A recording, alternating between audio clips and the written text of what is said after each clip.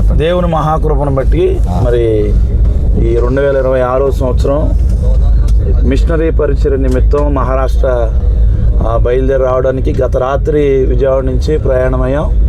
మరి కొద్ది గంటల్లో ముంబై ప్రాంతంలో అడుగు పెట్టడానికి దేవుడు కృప చూపిస్తున్నారు. గత సంవత్సర కాలంగా మిషనరీగా ఎన్నో చోట్లకి వెళుతూ మిషనరీ అనుభవాలు నేర్చుకున్న దైవజనులు శ్యాంప్రకాష్ అయ్య గారు మన మధ్యలో ఉండడం చాలా సంతోషం. మరి దైవజనులు కొన్ని మిషనరీ అనుభవాలు మనతో పంచుకుంటారు. ఆయన గత సంవత్సర కాలాలు వెళ్ళే ప్రాంతాలలో కొన్ని అనుభవాలు మనతో చెప్తారు. మనం విందాం.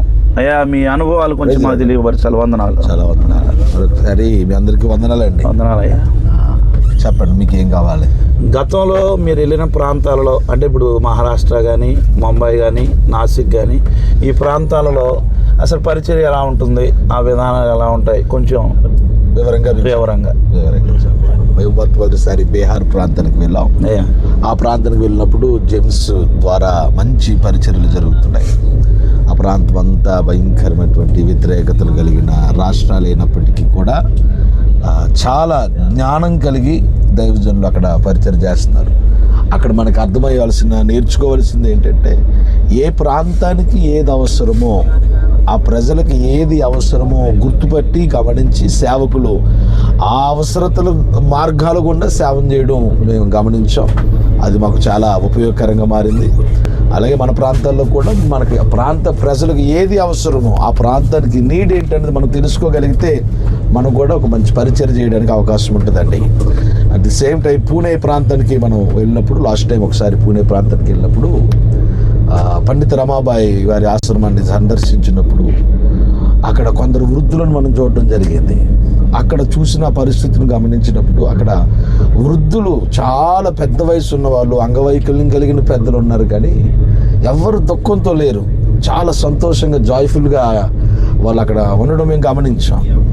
ఏమిటి వీళ్ళంతగా ప్రశాంతంగా లైఫ్ ఎంజాయ్ చేస్తున్నారు అనడానికి కారణం ఏంటంటే, ఆ ఆశ్రమంలో వాళ్ళ చేతి పని వాళ్ళు చేసుకుంటున్నారు. ఎవరి మీద మేము బ్రతుకుతున్నాం ఆధారపడన్న మనసు లేదు వాళ్ళకి. చక్కగా వాళ్ళు చేతి పని చేసుకుంటున్నారు. దానిని బిజినెస్ ద్వారా బయటకు పంపించి అమ్మడం, దాని ద్వారా మేము పోషించబడుతున్నాం అంటున్నారు. వాళ్ళు చూసుకోవడానికి కేర్ టేకర్స్ ఉన్నారు. వృద్ధులు అందరూ కలిసి సంతోషిస్తున్నారు, ప్రభువుని గణపరుస్తున్నారు. నిజంగా అది చూసినప్పుడు చాలా సంతోషం. ఇలా నార్త్ ఇండియాలో ఏ ప్రాంతానికి వెళ్ళినా ఖచ్చితంగా ఏదో ఒక విషయాన్ని, కొత్త విషయాలు మనకు అర్థమవుతుంటున్నాయి. కానీ గత కొద్ది సంవత్సరాలుగా ఈ యొక్క మిషన్ పరిచర్య ద్వారా నేర్చుకోవడం జరిగింది పాస్టర్ కనకాచారి గారు. అట్లాగే మన తెలుగు రాష్ట్రాల్లో జరిగే సేవా విధానం కానీ, అంటే అక్కడ పరిచర్యలు, మీటింగ్స్ కానీ, ఆదివారపు ఆరాధనలు కానీ, కూడికలు కానీ మన ప్రాంతాల్లో జరుగుతున్నాయి. పోస్టర్లు అతికించడం కానీ, కరపత్రికలు పంచడం కానీ, బాప్తీసాలు ఇవ్వడం కానీ, ఇప్పుడు వెళ్ళే ప్రాంతాల్లో అవి ఎలా ఉంటాయి? నార్త్ ఇండియాలో మనకి ఎక్కడ కనిపించవు అండి అలాంటి. ఎక్కడ ఆరాధనలు జరగడాలు కానీ, ఆరాధనలు కూడా జరుగుతాయి, కానీ ఆరాధనకి తెల్లని వస్త్రాలు వేసుకుని వస్తారు అని ఎప్పుడు కనిపించదు. చక్కగా వాళ్ళు కలిగిన వస్త్రాల్లో వస్తారు. అందరూ ఆభరణాలు ధరిస్తారు, అన్నీ ఉంటాయి. కానీ ఎన్ని ఆభరణాలు ఉన్నా, అన్నీ వేసుకున్నా సరే వాళ్ళు మోకరించారంటే కన్నీటితో ప్రార్థన చేస్తారు పాస్టర్ గారు.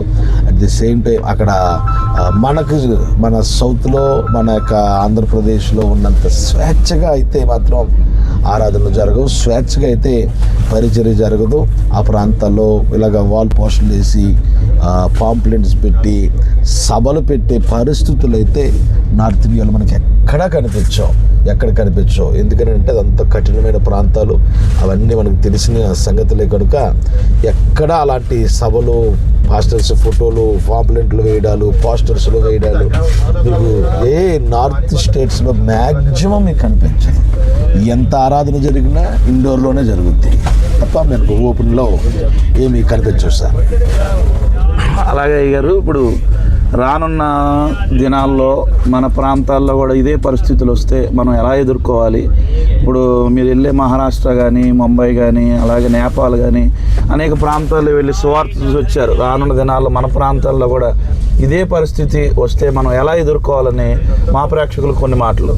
అంటే అక్కడ ఉన్నటువంటి అవకాశం ఏంటంటే, ఉదాహరణకి ఒక చారిటబుల్ కార్యక్రమాలు, స్కూల్స్ కానివ్వండి, హాస్పిటల్స్ కానివ్వండి, వృద్ధాశ్రమాలు కానివ్వండి, లైక్ ఏదైనా ఒకటి మనకు మన సంస్థ ద్వారా, మన సంఘం ద్వారా ఒకటి ఏర్పాటు చేసుకుంటే రాగల దినాల్లో మీరు అన్నట్లుగా రావచ్చు.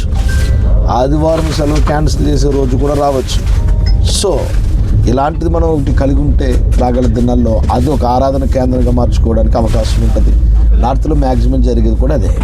వాళ్ళు ఏదో ఒక ఆఫీసో, లేకపోతే ఏదో ఒక చారిటబుల్ ఆఫీసో, లేకపోతే హాస్టల్లో, లేకపోతే స్కూల్, లేకపోతే హాస్పిటల్, లేకపోతే వృద్ధాశ్రమం, సంథింగ్ ఏదో అది వాళ్ళకి ఆరాధన కేంద్రంగా మారడానికి అవకాశం ఉంటుంది. కనీసం మరుగునైనా ప్రార్థన చేసుకోవడానికి అవకాశం ఉంటుంది. కనుక రాగల దినాల్లో మన ప్రాంతం ఆ పరిస్థితులు వచ్చినా ఆశ్చర్యపడాల్సిన పని అయితే లేదు.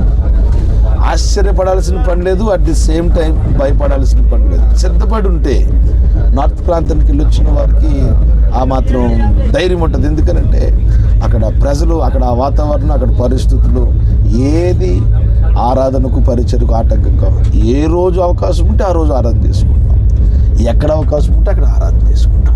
మంచిదే గారు, మీ మాటలో మాకు అర్థమైంది ఏంటంటే సేవతో పాటు మనం ప్రజలకు కూడా సేవ చేస్తూ మన మందిరాల్లో చిన్నపిల్లలకి ఆదరించడమే కానీ, వృద్ధాశ్రయమే కానీ, ఇలా స్కూల్స్ ఏర్పాటు చేయడమే కానీ, ఇలా చేయడం ద్వారా రానున్న దినాలు ఇలాంటి పరిస్థితులు మనకు కూడా ఎదురైనప్పుడు దాని ద్వారానే మనం సేవ చేయడానికి మనకి అనుకూలంగా ఉంటుందని మీ మాటల ద్వారా మేము నేర్చుకున్నాం.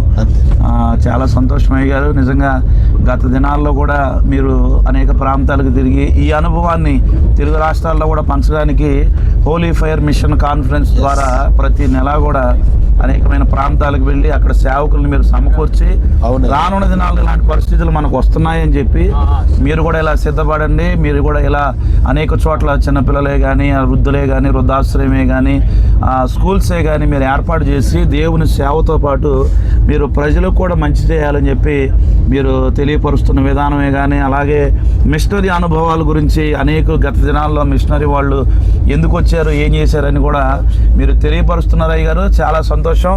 మీరు ఇట్లాంటి కార్యక్రమం మీరు ప్రారంభించడం, ఈ కార్యక్రమాలు మరలా తిరిగి మహారాష్ట్ర ప్రాంతాలు, పూణే ప్రాంతాల్లో కూడా ఈ హోలీ ఫైర్ మిషన్ కాన్ఫరెన్స్ జరగడం రానున్న దినాల్లో, అలాగే అమలాపురం, కర్ణాటక, కేరళ, ఈ చుట్టుపక్కల కొత్తగూడెం, నూజివేడు ప్రాంతాల్లో కూడా మీరు జరిపించడానికి సిద్ధపడ్డారు. చాలా సంతోషం అయ్య గారు. ఈ కార్యక్రమాన్ని మీరు ప్రారంభించినందుకు వందనాలు అయ్యా. ఈ సమయాన్ని మాకు కేటాయించినందుకు మరొకసారి హృదయపూర్వక వందనాలు. Thank you sir. Thank you. Praise the Lord. Praise the lord.